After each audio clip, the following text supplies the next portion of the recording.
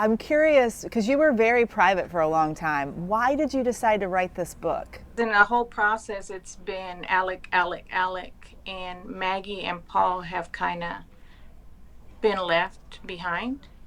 And it's not about Alec. They were victims of Alec. He's been all over the news, and it seemed like anytime something came up with Maggie or Paul, it's like Alex overpowered that. And too many, I just saw a lot of comments about Maggie and Paul, and I realized a lot of people, Paul was being villainized, and Maggie was being talked about as being arrogant and conceited, and that she didn't have a care in the world, and that's not the Maggie I knew, and that's not the Paul I knew either. Paul has another side to him, and because of the boating accident, I think a lot of people just started villainizing him, and I didn't think it was fair. You had a really unique perspective on them because you were very intimately involved with them in their house. What do you want people to know about Maggie and about Paul? The villainization that how people characterize them as being evil based on what Alec did. Maggie nor Paul knew what Alex was doing. Nobody in that family knew what Alex was doing. They didn't know about anything. And they interacted just like a regular family. They had they laughed, they joked, they hung out. They did on the weekends. I mean, that was their usual routine. And for people to villainize them based on what Alex Murdaugh did is it just didn't seem right to me. What was their home life like? Because there were rumors that she was trying to get a divorce. Was Alec an angry man at home? Or what was the life like inside that house? Alex was not a madman. During the week, if he even said anything that would hurt her feelings, even if it was just joking, he would apologize. Um, Sometimes even if I didn't hear it, I kind of could tell if they had had like a little minor disagreement or something, because the next day I would walk in and there would either be flowers on the table, in a vase. He was very loving towards Maggie. The boys were off to college when all of this was going on between, when the boating accident, the boys went on back to college, and they acted like teenagers. Maggie and Alec acted like teenagers. Yeah, they did. They joked around. He was very loving towards her. He was very caring. Um, So Whatever she wanted. you don't think they were having marital troubles? No, I mean, like every couple, they have their disagreements. I'm not gonna say that they didn't, but it was minor stuff. Just like I said, in my testimony, um, Maggie paid attention to details. Every little detail, she wanted it to be perfect. And Alec was like, okay, whatever. He didn't really. That was not. He didn't really care about that. He knew Maggie was gonna make it right, or she was gonna put her touch on it, and it was gonna look great. That's all he cared about. Mm-hmm. So to him, what Maggie considered important, in decorating her home or putting certain touches in the home, to Alec, it was just like, whatever, I don't care about that. So You don't Maggie think was she was just a perfectionist, and she's just like her mother. Her mother is, a true Southern lady, and Maggie always wanted to have everything, just right. so you don't think she was trying to leave him? No, no. Maggie loved him. Maggie loved him, and she did anything to make him look good. She did anything Alec asked her. If Alec, she babied him, she pampered him. Um, she was just there to make sure Alec was taken care of, and that's what she did. What was the moment that made you go, oh my gosh, it was him? When when I was watching my husband told me, he said, hey, they released a body cam video of Officer Green. Do you want to watch it? And at first I was a little hesitant, because up to that point I did not want to, I couldn't, the thought never crossed my mind at that point. I didn't want to believe it, even though everybody kept telling me that, um, you know, there's a possibility, that they're going to find, that they're going to charge him. And I still was holding out hope, because I just didn't want to believe it, because he was good to me, and he looked out for me. He looked out for my family, and I just could not grasp the idea that he had done that. And then when the body cam video came out, and I saw the the officer turned, and it was just a glimpse. I looked inside the Suburban, and I saw the towel, and that was my aha moment. When I looked, I said, "Oh my God, he did it." Why the towel? Because, I mean, a towel seems so. Why was that the thing that made you go, oh my gosh? They never presented the towel. They never said anything about the towel, in anything. And then the shirt he was wearing was one of the shirts that I had actually pulled out of the dryer and hung up. I hadn't had a chance to iron it and fold it and put it, up. So I hung it up in the laundry room. And then her pajamas were in the middle of the doorway. So that told me that it was a setup. And that's, the towel, the pajamas, everything, it just kind of hit me. I even went as far as zooming in on his shirt to see if I could see, to make sure that what I was seeing was correct, to make sure that he didn't have any lines on his t-shirt. I would zoom in to look and see. I said, are there any lines in there? I even told my husband, I said, do you see any lines? The iron prints. Because of the way that I folded it, you could see the iron print. Once you fold it, you could see the iron print right there, where I would iron them and press them and fold them. So, but why was that so significant to you? What did that tell you? He didn't pull that shirt out of the drawer. He got it out of the laundry room. And during the trial, there was a part in the trial where they said his phone didn't move, and then all of a sudden he took all them steps. So to me, it indicated, you went in the laundry room, you probably ran up to the bedroom, you were going back and forth from the master bedroom to the laundry room. That's what it tells me. You were moving around for those minutes. So to me, it was, him trying to set up. One of the most dramatic moments in the trial was the moment they played that Snapchat video of Paul that he was trying to send to his friend. And you can hear the voices, and you hear someone reference Bubba. Mm-hmm. When you saw that video, heard that video, what did you think? The first time that I heard the video, there was the audio. There was no video with it, but I could not really hear it. The audio was kind of messed up on the laptop, so I could not really distinguish. I mean, of course, I knew Maggie, because Maggie was just very loud and laugh, her laughter. Right? So I automatically, you can recognize Maggie, and Paul, of course. But in the background, it was kind of, you couldn't really hear it on that. It wasn't until I went to the SLED office, that I actually got to hear it with a better sound system, because the sound system that was on that laptop was horrible. I could not pick it up.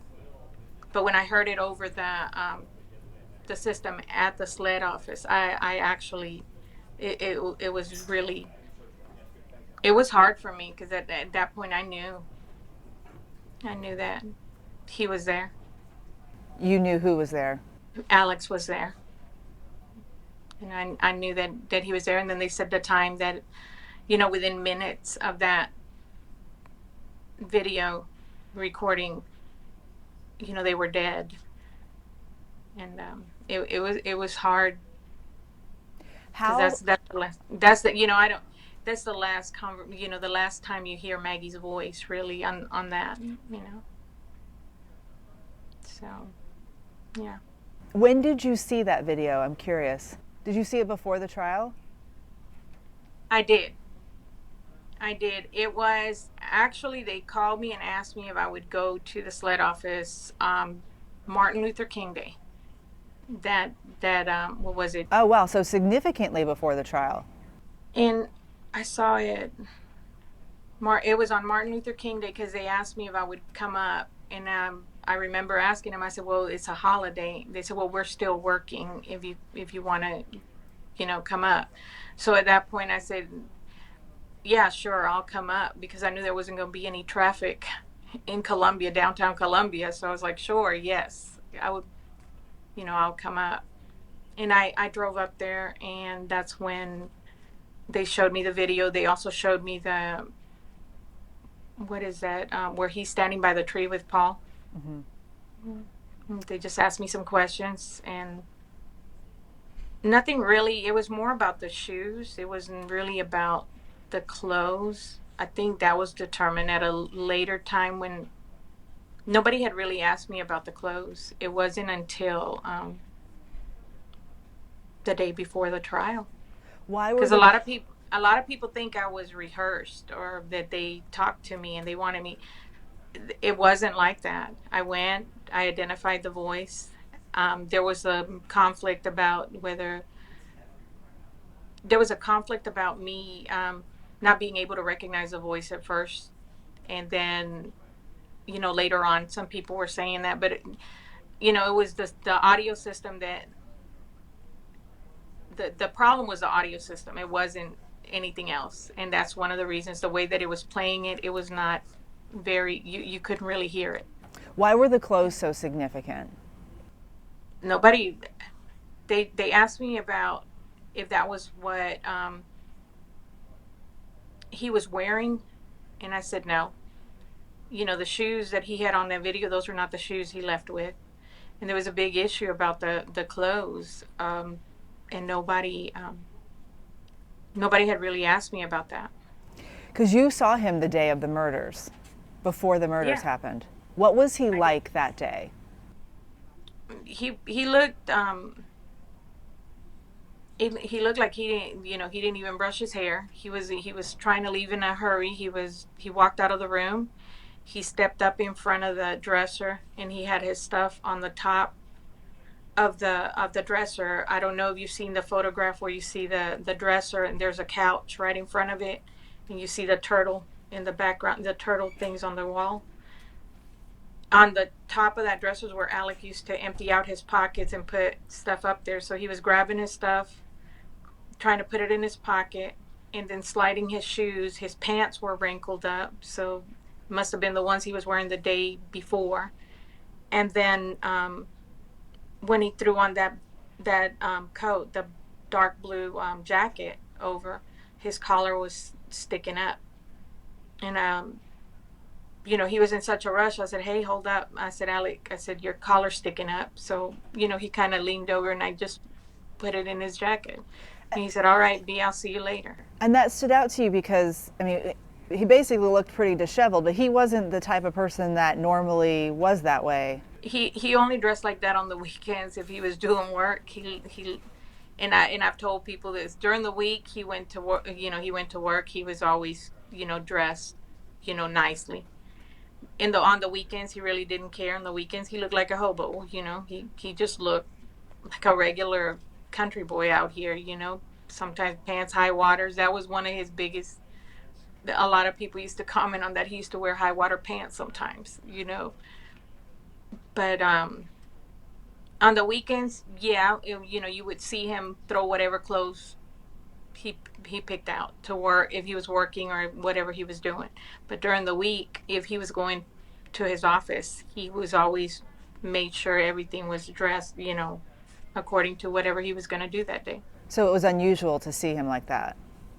Yeah, he looked like he was in a rush. He just didn't He looked anxious and jittery, He and really jittery.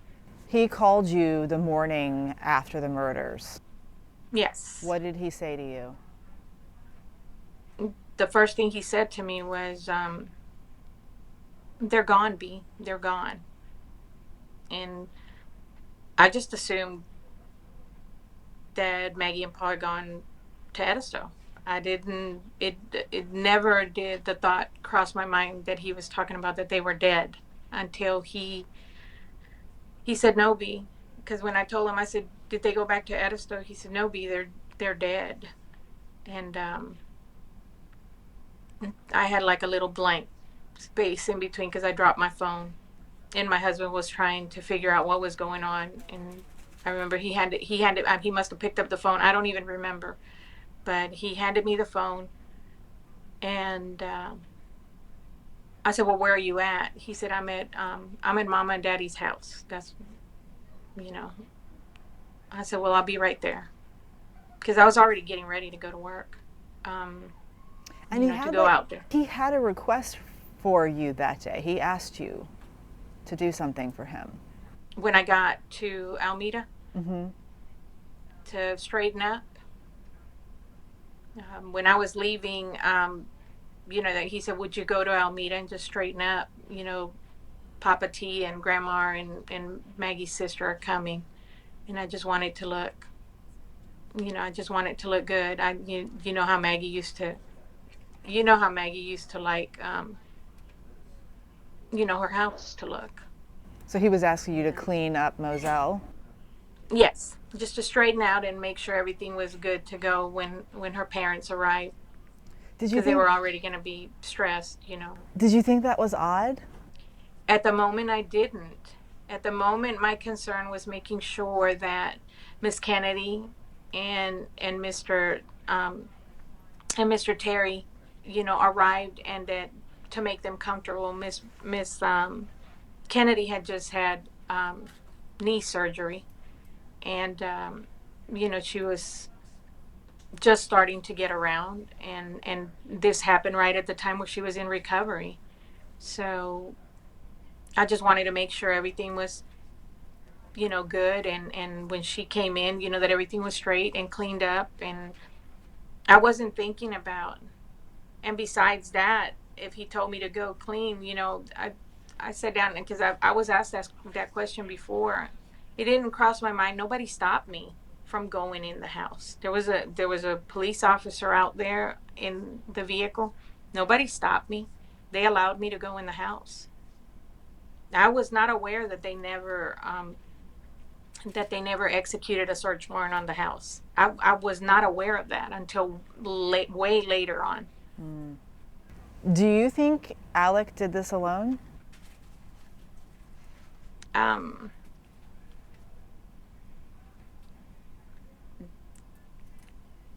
the the killing itself, yes, but as far as what happened after, I I do believe he had help. Strongly believe he had help. Why do you strongly believe that he had help? Just other things that I saw,